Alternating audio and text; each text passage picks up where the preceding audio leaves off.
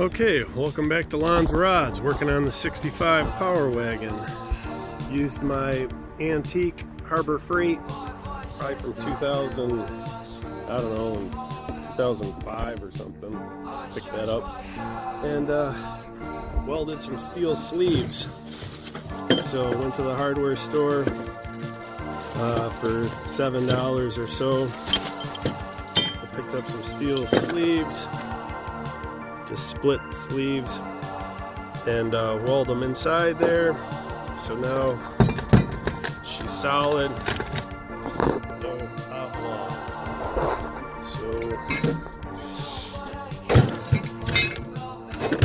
no more loosey-goosey. So she's nice and solid. Bolt goes through.